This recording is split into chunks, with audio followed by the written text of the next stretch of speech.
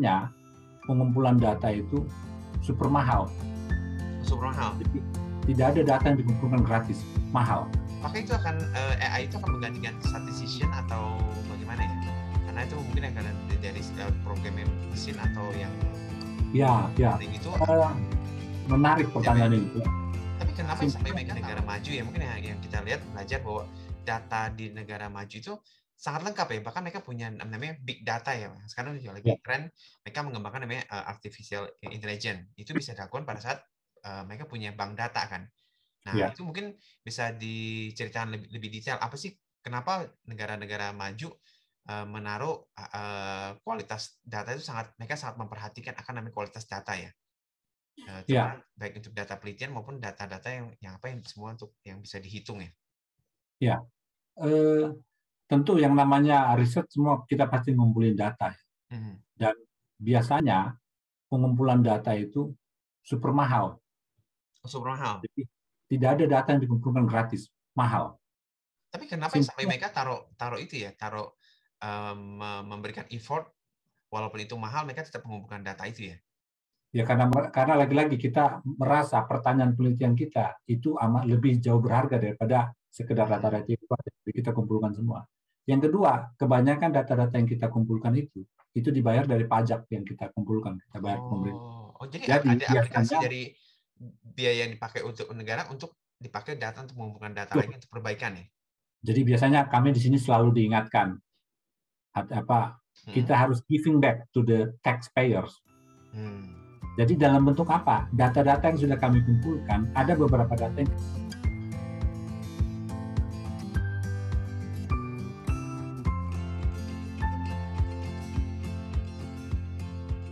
kami buka ke publik, silakan diakses. Nah itu karena sedemikian besarnya penghargaan terhadap data, jadi semua orang bisa mengakses, tentu dengan ada batasannya ya. Jadi mulai dari data apa saja, mulai dari data ekonomi, sosial, ekonomi, politik, data sekolah, data pasien rumah sakit yang lainnya, seluruhnya. Untuk Inggris sendiri ada satu institut namanya UKDS, UK Data Service. Di situ hampir seluruh data-data penelitian ekonomi sosial dan mungkin ada beberapa data epidemiologi bisa gratis kita download. Mereka bisa buka semua. Gratis ya?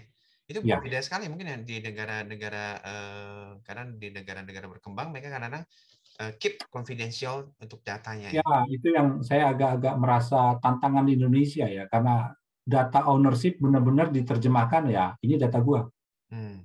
Ini yang bagi saya agak susah kita maju gitu. Kalau mau ya kita saling bekerja sama ya, kolaborasi ya, datamu ya kami lihat ini data kami.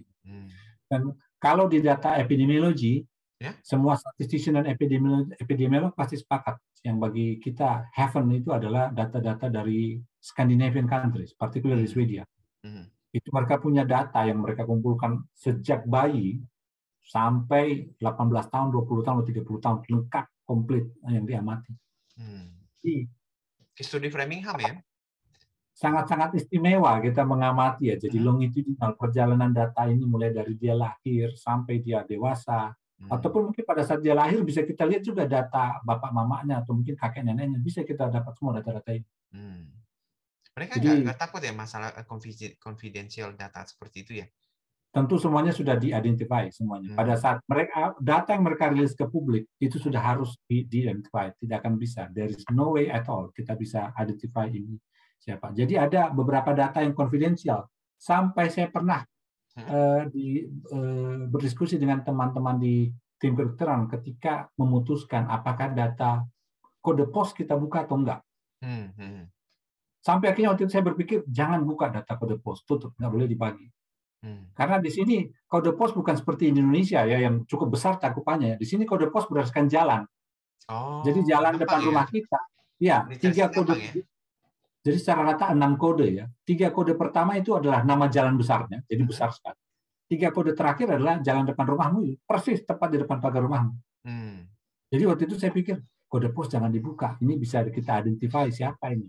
Apalagi misalkan dalam kita riset masalah pasien yang usia tua 90 tahun ke atas, lebih mudah pasti orang bisa identify wah siapa yang tinggal di postcode ini, kita tahu. Oh ini datanya rupanya. Jadi kami waktu itu putuskan kita eliminate, jangan dibuka ke publik.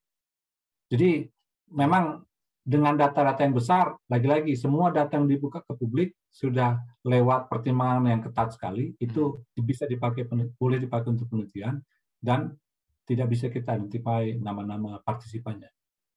Satu hal yang bagi saya masih agak kurang terjaga kalau di Indonesia ya, bukan hanya ini data gua, tapi kadang-kadang data yang dibagi mungkin saja data-data konfidensialnya ada, itu yang agak berbahaya ya. Dan berbagi data pun bukan lewat WhatsApp atau lewat Gmail, enggak. Memang lewat sistem yang resmi yang kita pakai. Kadang-kadang kita harus register dulu secara resmi, kita sampaikan ini loh proposal penelitian saya, baru setelah kita lihat oh ya oke, baru mereka mau bagi. Jadi datanya dibagi gratis sepanjang kamu bisa sampaikan argumen yang jelas. Ini loh pertanyaan penelitian saya, kenapa saya butuh data kamu, dikasih. Jadi kalau di Indonesia seperti data Riskesdas ya, riset kesehatan dasar ya. Saya tidak tahu malah kalau data itu bisa banyak ya, apalagi atau up to date data itu bisa didapat Riskesdas. Iya, oke. Sampai ya.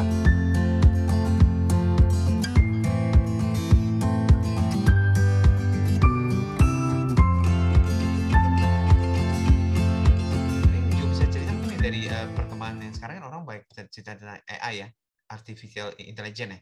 Bahkan apakah itu AI itu akan menggantikan statistician atau bagaimana ya? Karena itu mungkin akan dari programming mesin atau yang itu menarik pertanyaan ini. Artificial intelligence juga dan machine learning ya, memang lagi booming sekali sekarang ya. Saya malah merasa welcome sekali, saya merasa tertantang dan ya lagi-lagi mantap ini kalau AI dan machine learning ini bisa join bareng dengan statistik. Karena lagi-lagi statistik ini terus develop ya dari setelah sudah sekian dekade ini berkembang terus ilmunya. Jadi kita kebanyakan sekarang tidak hanya berhadapan dengan data yang satuannya kecil. Ini sudah berhadapan dengan data yang satuannya besar sekali. Besar ini bukan hanya besar, memang besar sekali, bukan hanya ukuran giga, ini udah ukuran tera, mungkin udah di atas lagi seperti itu. Akibatnya, kebanyakan teori-teori statistik itu sudah nggak bisa lagi di-apply di situ.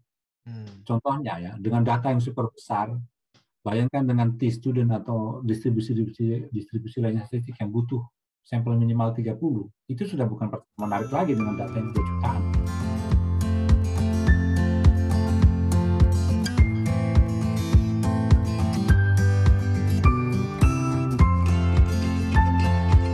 Nah ini masuklah sekarang machine learning dengan artificial intelligence. Bagaimana sekarang saya memanfaatkan data-data yang sedemikian besar ini?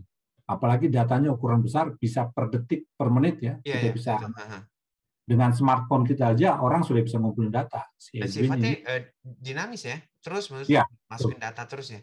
Kalau dilihat kalau kita analisis data secara manual itu mungkin takes time ya, karena. Oh iya, jelas. Makanya bagi saya berkembang sekali akan banyak nanti bergeser juga ilmu statistik dan matematik dan komputasi ya untuk sampai ke machine learning.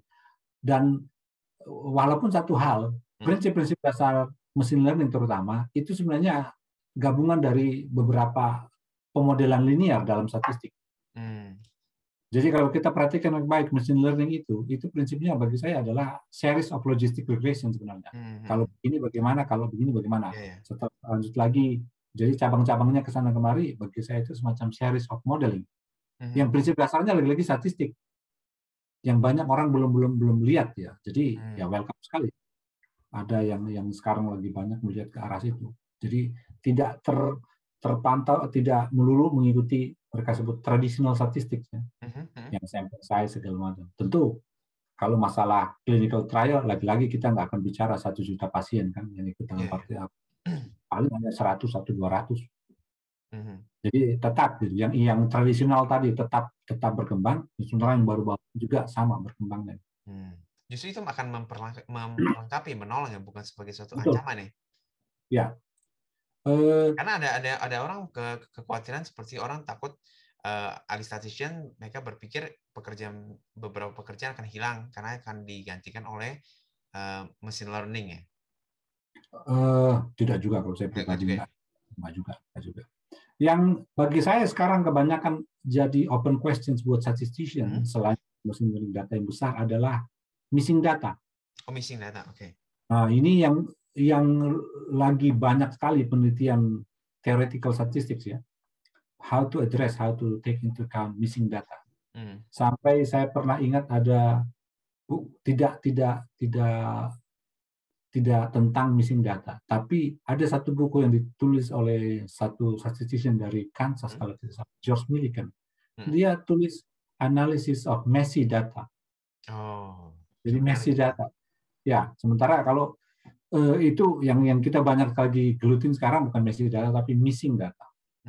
Jadi, kebayang sekarang kalau kita punya data longitudinal kita kumpulkan dan kita amati ternyata ada beberapa missing.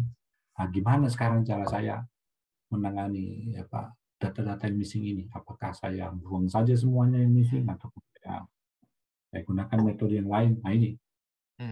Jadi selain machine learning, artificial intelligence, within statistik sendiri masih banyak open questions yang bisa kita teliti ya. Jadi banyak kehilangan kesempatan.